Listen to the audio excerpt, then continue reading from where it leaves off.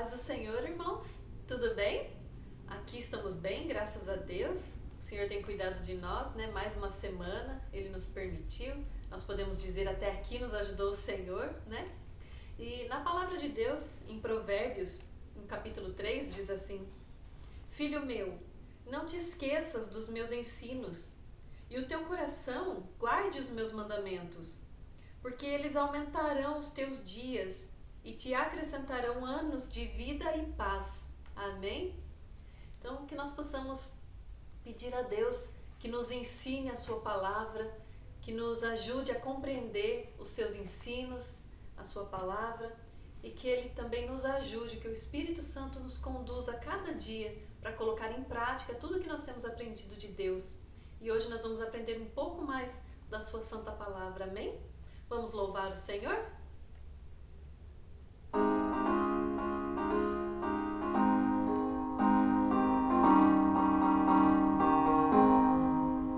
Vamos, jovens alunos, à escola, a palavra de Deus estudar. Boas novas ouvimos de Cristo e favores reais alcançar. Oh, vem, sim, vem à escola comigo, ouvir boas novas dos céus. Boas coisas ali aprendemos, da bendita palavra de Deus. Vamos, jovens alunos, à escola, pois queremos louvar ao Senhor.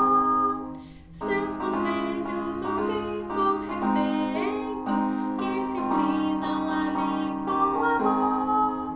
Oh, vem, sim, vem à escola comigo, ouvir boas novas dos céus.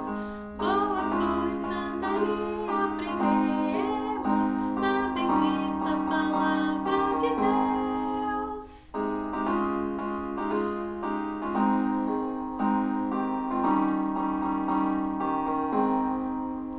Ó Jesus, ser presente na escola, me inspirando no santo poder, e que sempre do estudo aqui feito, muito fruto possamos colher. Ó, vem, sim, vem à escola comigo, ouvir boas novas dos céus.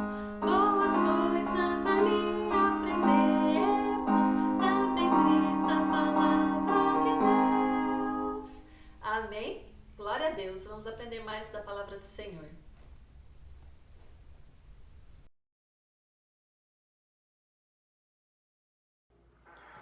Bom dia, graça e paz ao nosso povo de Deus que nos assiste nessa manhã. Quero agradecer, mais uma vez pela oportunidade, e pelos irmãos que têm nos acompanhado com esse desejo de aprender cada dia mais a palavra do Senhor.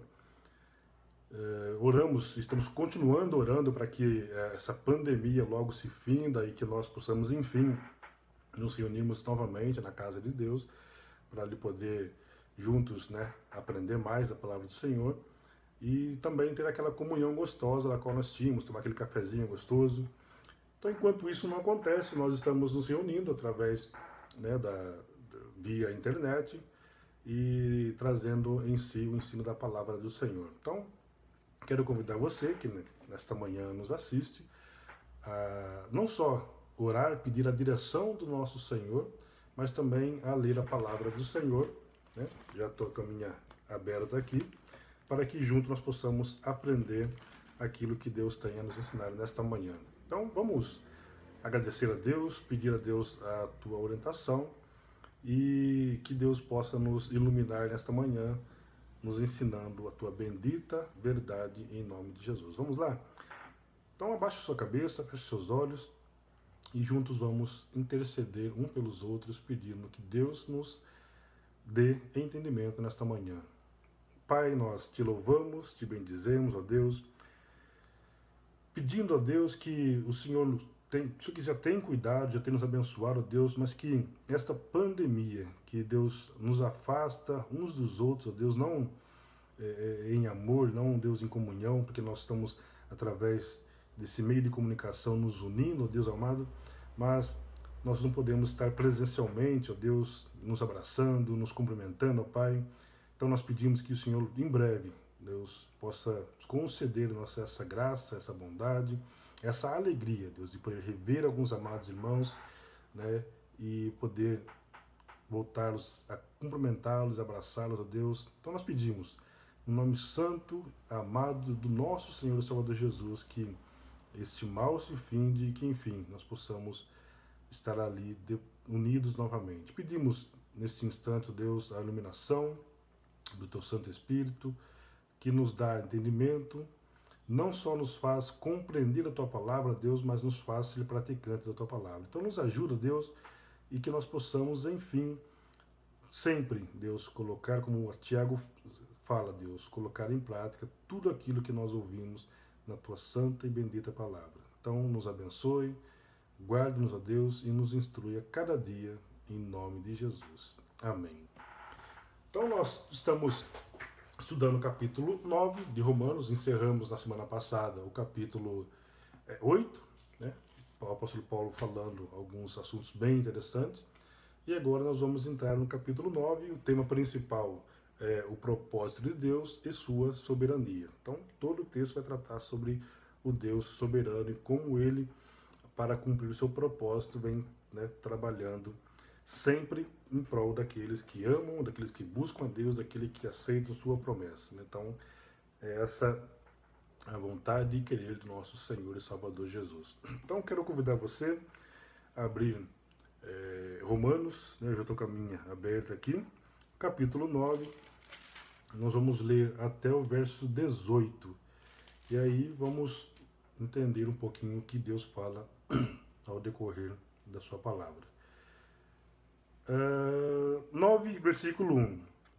Digo a verdade em Cristo, não minto, testemunhando comigo no Espírito Santo a minha própria consciência, tendo grande tristeza e incessante dor no coração.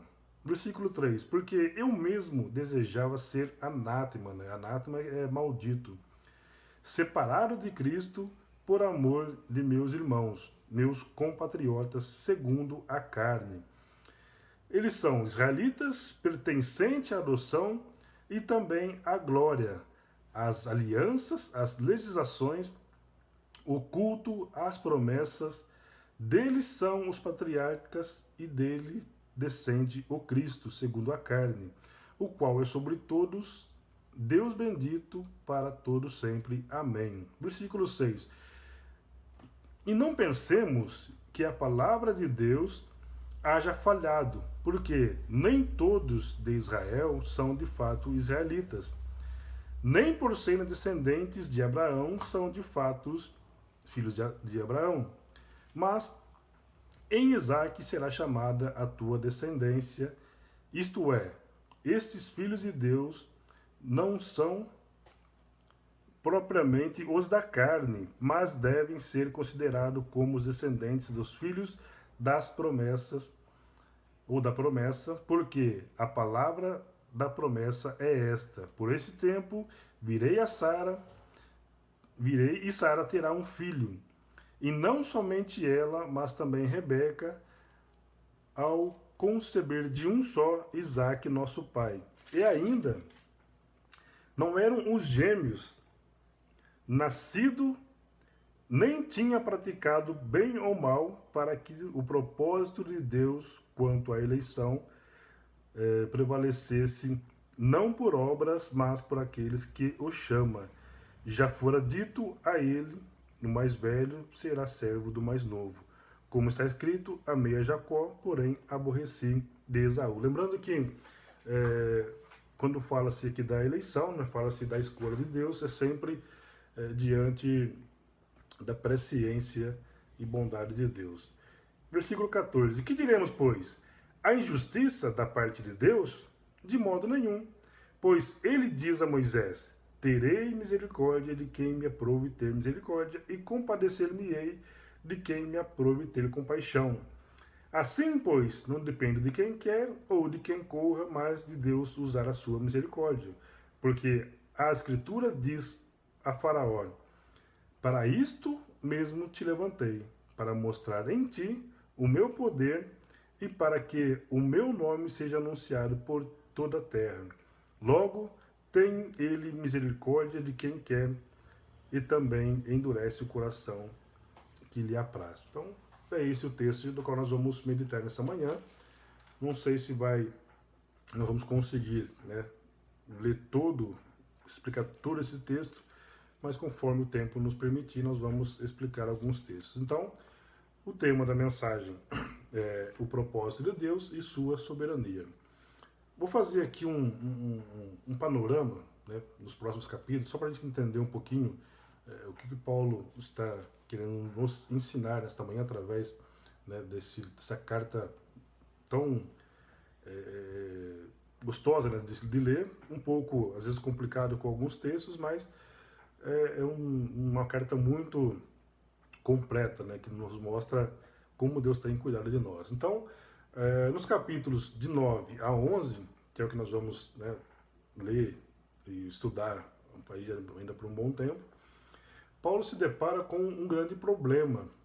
Entender como um povo que foi privilegiado pelas bênçãos de Deus deixa de reconhecer que Cristo era o Messias. Então é esse um dilema a qual Paulo se depara nesse texto, e aí ele quer explicar aos que estão ouvindo ou lendo na sua carta, e hoje também, para que nós possamos compreender, né, o que Deus e o plano de Deus para nossas vidas. Então, quando nós voltamos um pouquinho lá, por exemplo, no capítulo 2 de Romanos, nós já estudamos, já passamos por lá, só para dar uma recordada.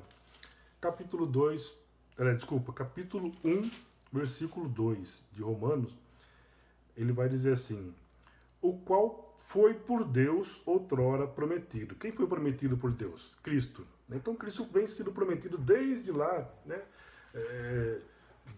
Vamos começar desde Gênesis, né? Vem sendo prometido para um povo. Deus, se você pegar, olhar lá, Gênesis 3,15, fala dessa promessa. Né? E o próprio Jesus, ele fala, quando ele esteve conosco, ele fala: observai as Escrituras e saber que toda ela fala de mim. Então, todo o Antigo Testamento, ponta a ponta, vinha anunciando que Cristo viria e que Cristo faria para salvar o seu povo. Então, outrora foi prometido por intermédio dos seus profetas nas Sagradas Escrituras. Cristo foi prometido. E aí, essa que está o grande dilema aqui. Como o povo, sabendo e recebendo essa promessa, recebendo essa verdade, né, não aceita Cristo, não reconhece que Cristo era o Messias, aquele que havia de vir. Então fica claro que esse evangelho que foi profetizado e que agora é manifestado entre, né, os judeus aqui, e que é testificado também não só pelo evangelho, mas pela própria lei e os profetas. Se você pegar, dá uma olhadinha lá, capítulo, um pouquinho mais para frente, capítulo 3, no verso 21, ele vai dizer assim, olha: mas agora sem lei. Por que sem lei? Porque nós, como é ensinado, nós morremos para a lei. Então a lei não tem mais aquele poder de nos condenar. Então nós estamos sem essa lei condenatória. Então agora sem lei se manifesta a justiça de Deus testemunhada pela lei e pelos profetas. Então foi o evangelho anunciado pelos profetas e por toda a Escritura. A lei confirma e os profetas confirmam esse Cristo, esse Messias, que Jesus era o que havia de vir. E aí, como? Né? É essa pergunta que o apóstolo Paulo faz. Por que os judeus não o aceitou? Como é possível entender que o povo da aliança não aceitaram a consumação desta aliança firmada em Cristo Jesus? Né? Então, é esse o grande dilema. Então, o propósito de Deus e sua soberania, nós vamos ver aqui algumas perguntas, você vai acompanhar aí através da tela, né? Ele vai dizer assim: A pergunta que fica é: por que os judeus não o aceitou? Aceitou a quem? A Cristo. Outra pergunta: como é possível entender o povo da aliança que não aceitou a consumação desta aliança firmada em Jesus? Então ele começa com essas duas grandes questões, né? Cada uma desses 3 capítulos irá tratar em diferentes aspectos essa relação entre Deus e Israel com relação ao seu passado, presente e futuro. Então, cada um dos 3 capítulos ele vai, né, nos ensinar algumas coisas. Então, por isso que estou começando aqui no capítulo 9, nós vamos ver todo o capítulo. Então, ela é um ensino contínuo, né, e vai se encerrar essa parte quando chegarmos no capítulo 11. Então, no capítulo 9, Paulo dará foco ao problema da incredulidade deste povo. Nós vamos acompanhar aqui, ó, no capítulo 9, como falei, dará foco ao problema da incredulidade. No capítulo 10, Paulo fará foco na culpa de Israel e o desapontamento de Deus com sua desobediência. E no capítulo 11, né, você está acompanhando aí o slide, no capítulo 11, Paulo faz uma análise do futuro escatológico do povo judeu, mostrando qual o seu desígnio. Então, é um panorama daquilo que nós estaremos aprendendo, né, nesses capítulos de 9 a 11. Então, nos evangelhos, essa rejeição do povo judeu ao Messias, ele é evidenciado por várias vezes, né? Nós vemos através do ministério de Jesus o povo fazendo essa rejeição. Por exemplo, dá uma olhadinha lá, voltando um pouquinho, né? Lucas capítulo 19.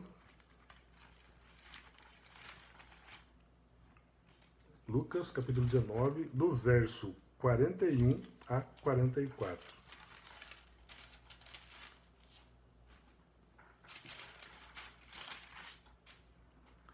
Vai dizer assim: quando ia chegando, vendo a cidade, chorou e dizia: ah, se conhecesse por ti mesmo, ainda hoje, o que é devido à paz. Mas isto até agora está oculto aos teus olhos, pois sobre ti virão dias que os teus inimigos te cercarão de trincheiras e por todos os lados te apertarão o cerco e te arrastarão e aos teus filhos dentro de ti. Não deixarão por ti pedra sobre pedra, porque não reconheceram a oportunidade da salvação. Texto fantástico em que o povo judeu não reconhece que havia chegado a eles a salvação.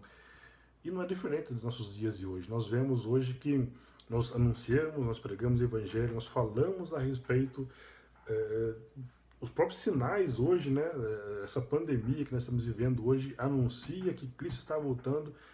Essa manhã, eu assistia um vídeo que falava sobre crianças que andam sonhando. Já teve vários fatos de crianças que andam sonhando com um arrebatamento, vendo Cristo sobre as nuvens e chamando, né? Então, hoje não se falta mais nada a se cumprir para que Cristo volte. Ou seja, nós estamos vivendo os princípios das dores, a qual nós aguardamos que Cristo venha nos resgatar, nos levar, e nós estamos anunciando, falando, e ainda assim as pessoas não abrem seu coração, não vê e não buscam a salvação.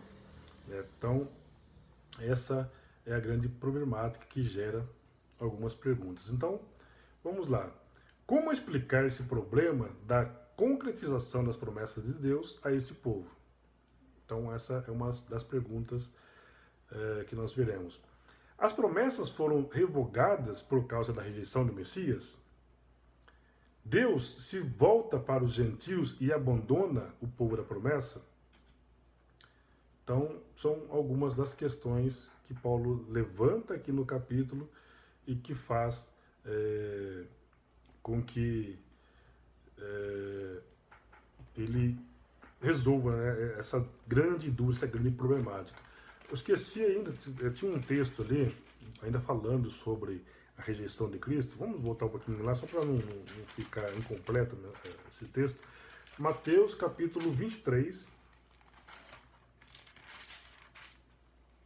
dos versos 39 a 37.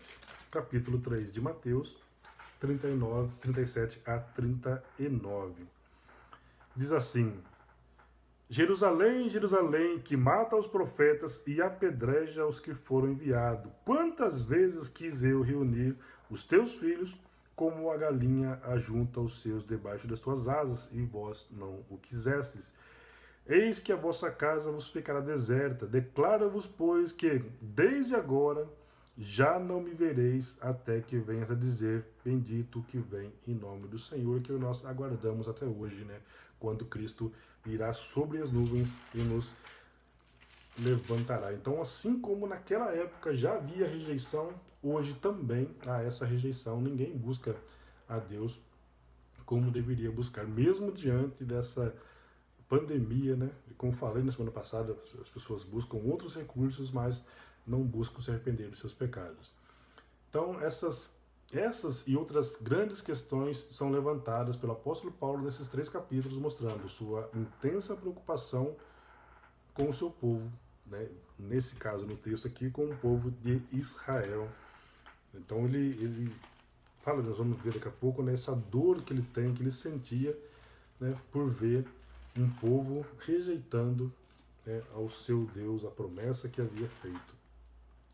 Em cada uma dessas difíceis questões, Paulo inicia mostrando seu envolvimento pessoal e sua preocupação e sua grande dor, né, com essa rejeição. Triste ver isso. E hoje nós também nos entristecemos ao ver pessoas que crescem, aprendem a respeito de Deus e, enfim, não andam segundo o propósito do seu chamado. Então, no capítulo que nós vamos estudar, você vai ver aí na tela, né, vai ser projetada na tela aí, nós vamos ver no capítulo 9, dos versos 9 a 3, ele vai dizer, vamos lá, 9, 2 a 3. Tenho grande tristeza e incessante dor no coração, porque eu mesmo desejaria ser separado de Cristo por amor de meus irmãos, meus compatriotas, segundo a carne. Então essa mostra a dor do apóstolo Paulo. Então no capítulo 10 também ele fala um pouco sobre essa mesma dor, né? Capítulo 10, versículo 1. Irmãos, a boa vontade do meu coração e a minha súplica a Deus a favor deles, quem eles? Os judeus, são que sejam salvos. Olha só, né?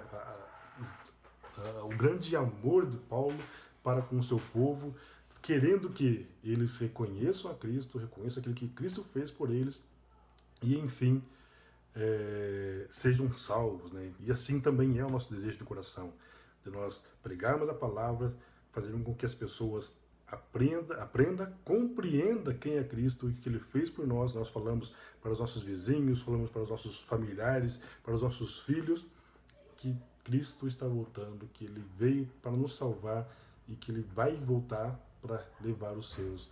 E o quanto falta, ou o que falta para que essas pessoas entendam, reconheçam e buscam o Deus da bondade e misericórdia. E no capítulo 11, versículo 1 também, ele diz: Pergunto, pois, terá Deus porventura rejeitado o seu povo? De modo nenhum. Porque eu também sou israelita, da descendência de Abraão, da tribo de Benjamim. Né? Então, o apóstolo Paulo faz essa questão, faz essa pergunta, e ele também mesmo dá a resposta. Né? E aí nós vamos entender um pouquinho mais ao decorrer desse estudo. Assim sendo, como é possível conciliar os privilégios de Israel e sua rejeição do Evangelho? Como é possível fazer isso? Através do ensino nós vamos entender isso aí. Como é possível explicar o endurecimento de Israel pelo Messias anunciado, né, nos profetas no Antigo Testamento? Como é possível isso? Também são essas as questões das quais nós vamos meditar. Esse mistério que Paulo se ocupa agora dirigindo a si mesmo 4 questões. Nós vamos ver as 4 questões hoje. É um texto muito longo, né, para a gente ver todas as questões. Então nós vamos ver em parte.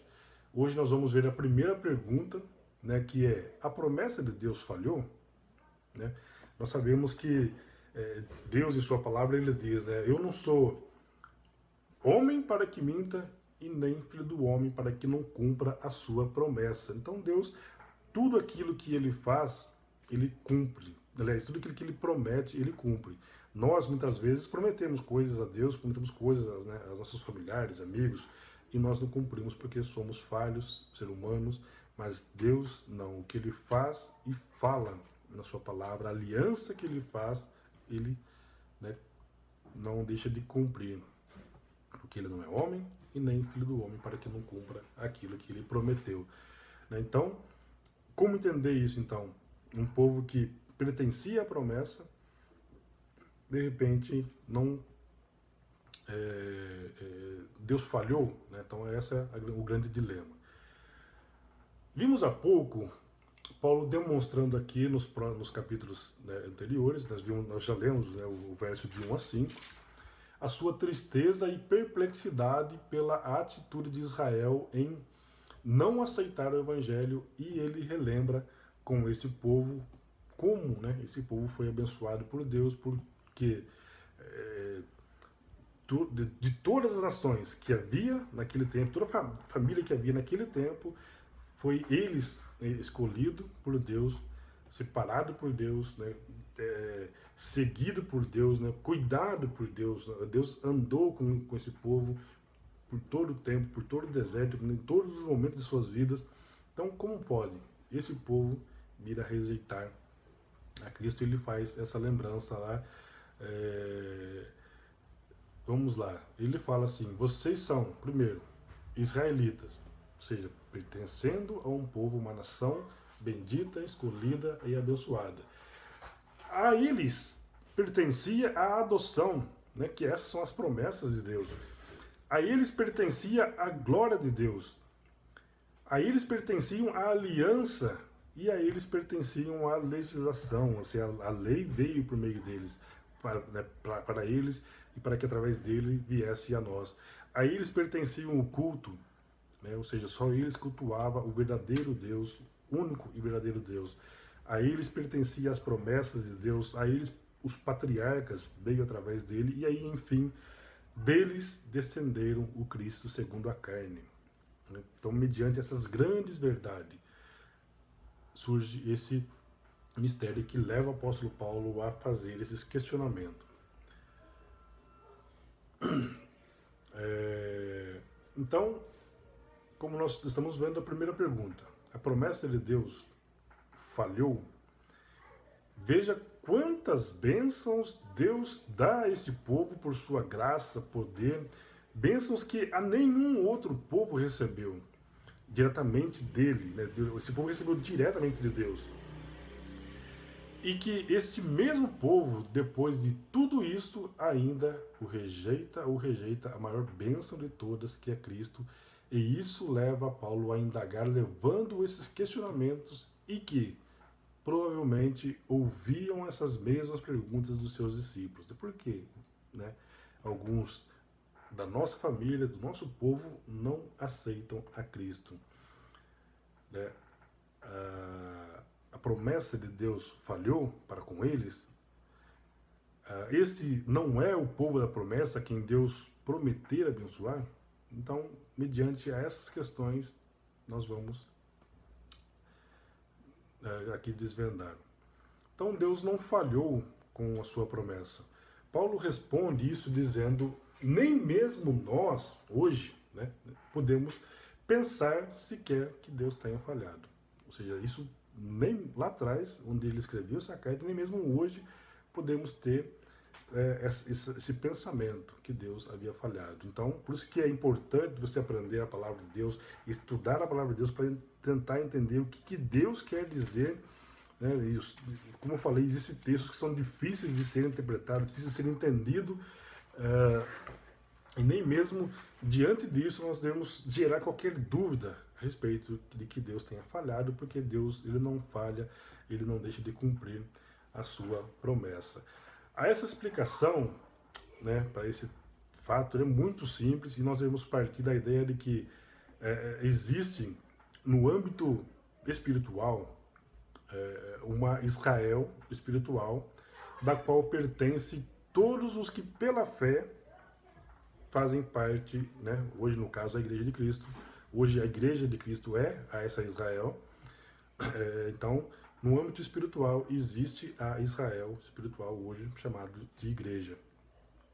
E aí existe a Israel como nação. Então, o apóstolo Paulo está ensinando aqui que existe essas duas coisas, a Israel celestial, a Israel espiritual e a Israel como nação, né, para que isso fique claro, né, nos textos a seguir. Se você voltar um pouquinho o texto, vamos dar uma olhada lá. Capítulo 2, verso 28 e 29.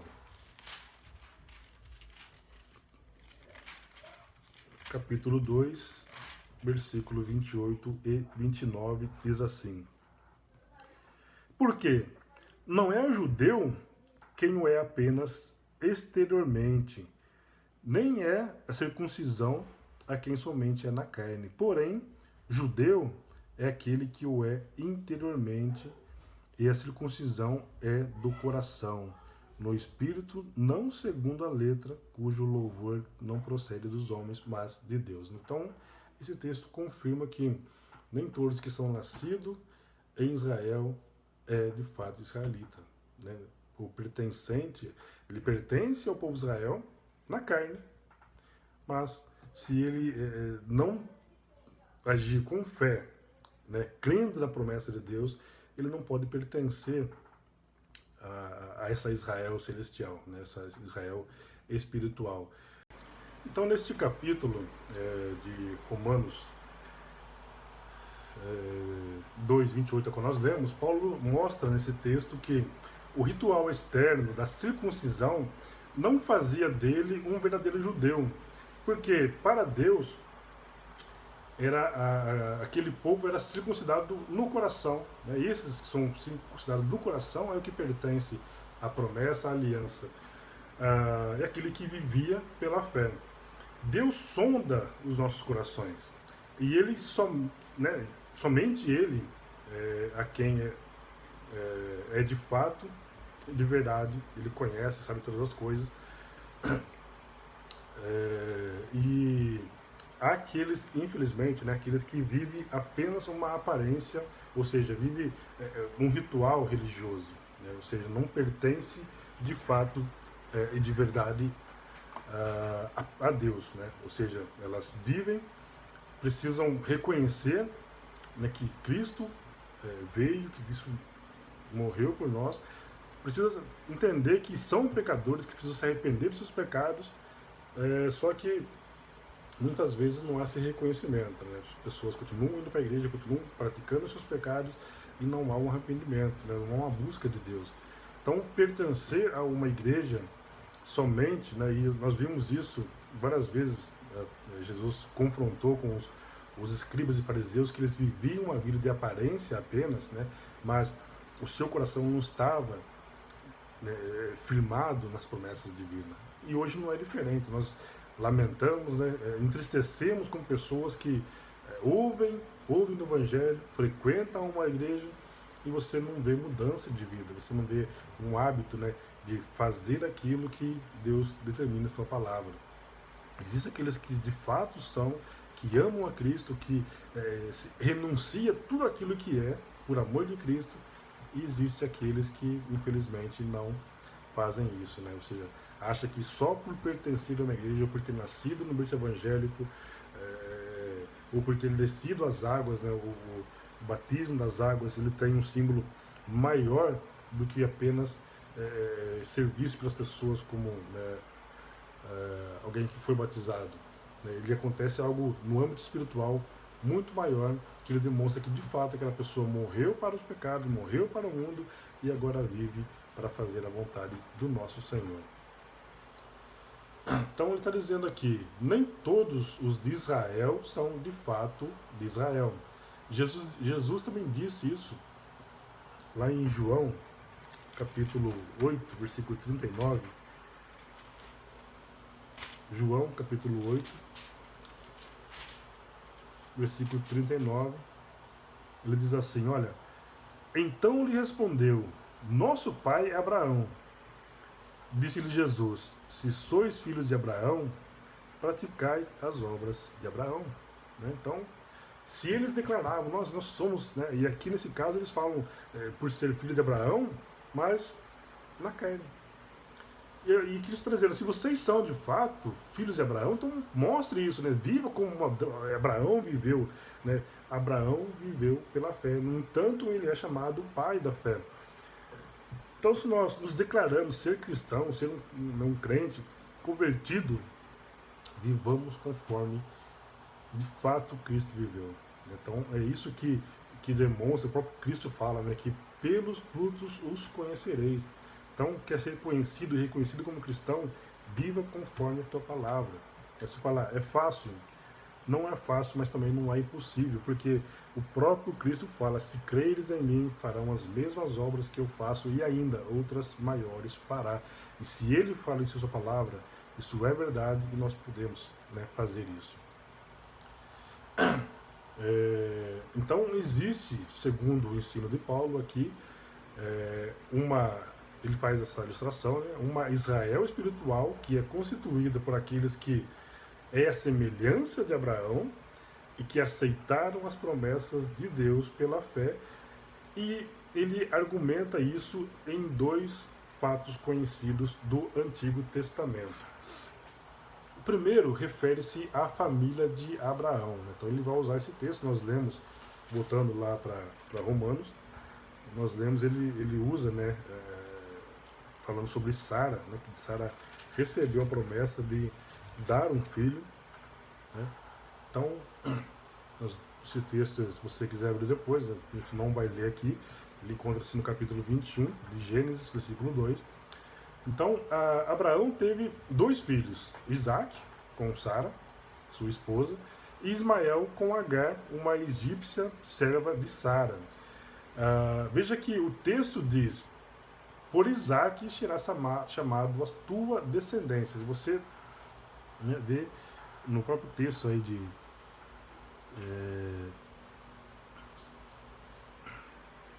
versículo, finalzinho lá do versículo 7, né? Ele vai falar sobre isso aí. Em Isaac será chamado a tua descendência. Fazendo uma referência direta aos filhos da promessa. Quem são os filhos da promessa? Quem é que pertence a essa promessa? Todos aqueles que pela fé aceitam a Cristo, buscam a Cristo, reconhecem a promessa e, né, aceitam e vivem conforme Cristo manda em tua palavra. Então, se você pegar, nós não vamos ler, mas é um texto bem conhecido, se você pegar João 1,12, o Evangelho de João 1,12, ele vai dizer, a todos quantos os recebeu a quem? A Cristo. A esses são chamados filhos de Deus, né? São transformados, somos feitos filhos de Deus. Então, a esses são a promessa, aqueles que ouvem a palavra e que entendem o que Cristo fez, né? O que Cristo, o seu chamado, como ele chamou, como ele nos justificou. Então, esses são os filhos da promessa, são os que pertencem à promessa. Assim, o que Paulo está ensinando aqui é que existe claramente uma diferença entre os que são filhos naturais, das quais Ismael também fazia parte, chamado pelo apóstolo de os da carne, ou seja, existia o Israel, que era pertencente apenas ao povo, ou seja, nasceu como Israel, assim como existe hoje, tem até aquele ditado, né, filho de peixe, peixinho é, filho de crente, crentinho é, né, se a pessoa não tiver fé. E tem muitos filhos, né, de crentes, às vezes, que nascem no evangelho, nascem no chamado berço evangélico, mas, né, como se diz, apenas o berço é evangélico, mas o filho não. Por quê? Porque ele, para pertencer à família de Cristo, família de Deus, é preciso ter fé, né? E ter fé é preciso, a prova de que você tem fé é a renúncia, ou seja, você não vive para si mesmo, mas vive para Deus. Então, você pertencer a uma igreja não significa que de fato você é, a não ser que você crê na promessa, você viva de acordo com aquilo que você crê, né?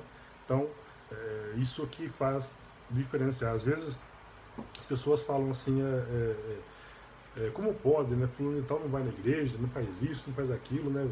Vai lá, às vezes canta, né, na igreja, mas na rua, ou na escola, ou, né, no seu dia a dia, ela não anda como deveria andar.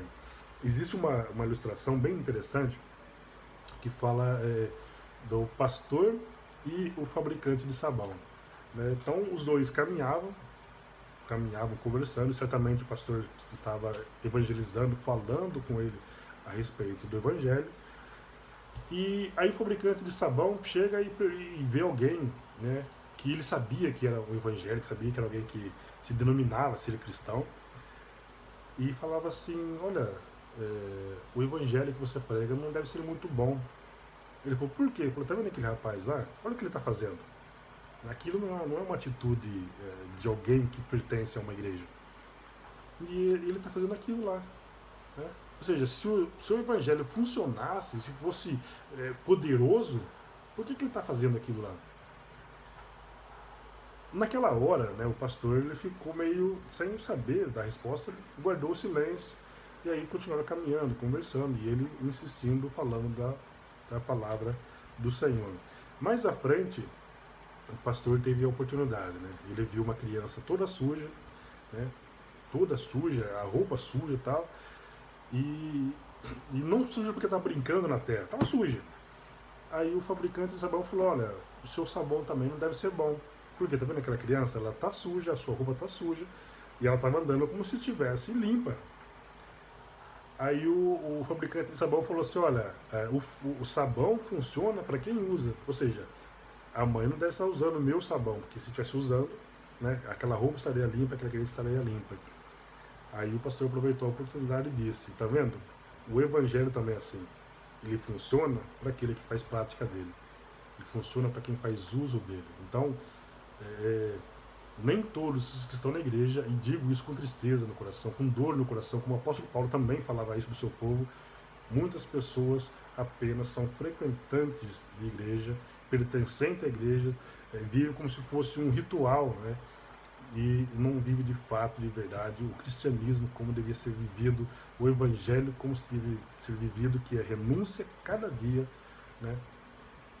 Buscando sempre a direção do nosso Deus. Então, os filhos da promessa, sobre a qual Isaac nasceu, o apóstolo Paulo fala aqui, né, nessa passagem, se você ver esse texto, né, não vamos ler também, ele fala isso lá em Gênesis 18, versículo 10. Então, o primeiro a qual Paulo se refere aqui, ele fala sobre a família de Isaac, referindo-se os dois filhos de Jacó e Esaú. Paulo mostra aqui que assim como Deus escolheu a Isaac e não a Ismael, lá atrás, lembrando que a escolha de Deus é sempre, né, isso nós temos que ter em mente, sempre pela presciência, Deus conhece, Deus sonda os nossos corações. Então, a escolha de Deus é sempre mediante a isso. Assim ele escolheu também Jacó e não escolheu a Esaú. Então, essa questão da escolha de Deus, ela é inquestionável. Deus faz por causa da sua soberania, por causa do seu amor, por causa da sua bondade e misericórdia, e nós não questionamos isso. Apenas cremos que se Deus escolheu, porque Ele conhece, Ele sabe, né, o que é melhor. Então, com essas duas ilustrações, Paulo quer enfatizar o ensino e responder às perguntas, a pergunta inicial. A promessa de Deus falhou? Né? É o que o apóstolo Paulo está falando aí. E a resposta ela é enfática: não. Ela não falhou, apenas se cumpre no Israel espiritual, ao qual nós pertencemos, ao qual pertencem todos aqueles que pela fé se acheguem a Deus. Né? Então, essas promessas são aceitas e são chamadas meus filhos de Deus, segundo a sua graça, bondade e misericórdia. Então, Deus não falhou com sua promessa, Ele cumpre sua promessa no âmbito espiritual. Então, se você quer fazer parte dessa promessa, se você quer receber essa promessa de Deus, é preciso primeiramente crer. Crer que Cristo veio por nós, que Cristo nos salvou, que Ele recebeu o castigo que era sobre nós, né, nele, para Ele, e para que nós, através da fé, crendo nele, pudéssemos ser resgatados, salvos por Deus. Então, é isso que o apóstolo Paulo está dizendo aqui. Quando ele fala que terei misericórdia de quem aprove ter misericórdia, Deus está querendo dizer que ele tem misericórdia das pessoas, e ele deseja, né? Nós vemos isso em vários textos. Se você pegar, por exemplo, lá em Gênesis, no capítulo 4, se eu não me engano, quando Deus, antes de que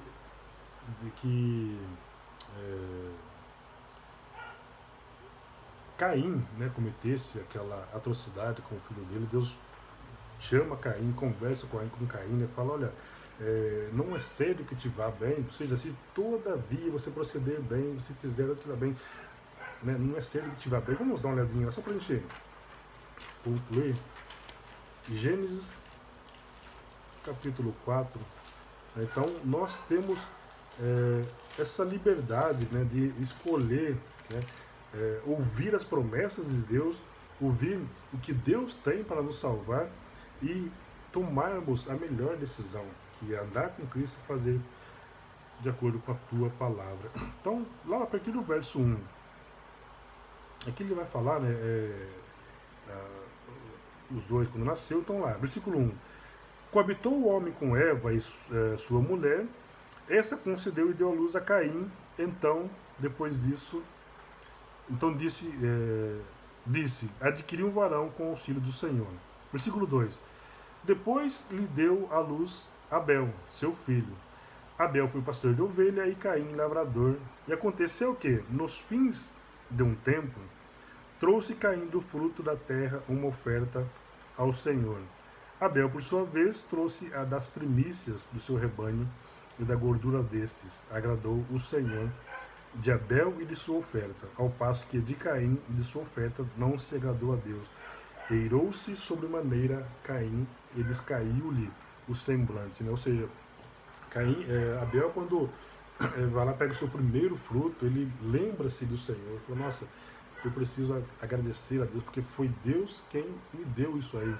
Então ele vai lá, ele se dedica, ele oferece, né, além de ser uma oferta aceitável a Deus, né, que precisava haver derramamento de sangue, ele pega das primícias, o primeiro fruto dele, e ele entrega a Deus. Está aqui, Senhor.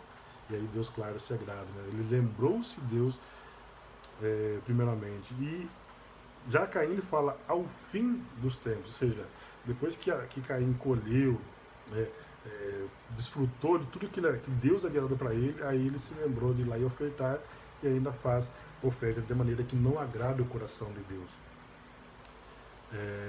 Então, versículo 6. Então lhe disse o Senhor, por que andas irado? E por que descaiu o teu semblante? Se procederes bem, não é certo que te serás aceito? Se todavia procederes mal, o pecado jaz à porta. O seu desejo será contra ti, mas cumpre a ti dominá-lo. Ou seja, nós,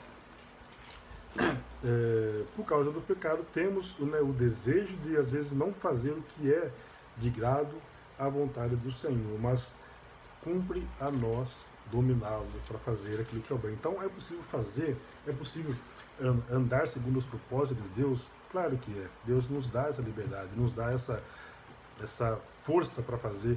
E hoje, muito mais do que naquele tempo de Caim, porque nós temos ação, direção, unção e habitação do Espírito Santo. E é Ele que nos conduz, que nos faz com que nós possamos andar com Cristo e cumprir a sua vontade, né? Ou seja, nós vivemos hoje no tempo da graça, sabendo que as coisas, por mais difíceis que sejam, por mais dificuldade que nós passamos, que nós enfrentamos, nós conseguimos cumprir aquilo que Deus prediz e determina na tua palavra.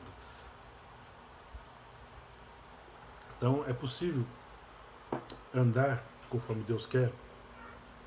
se não fosse, Deus não traria isso na tua palavra. Né? Então ele não só é possível, como ele nos conduz através da ação do Espírito Santo.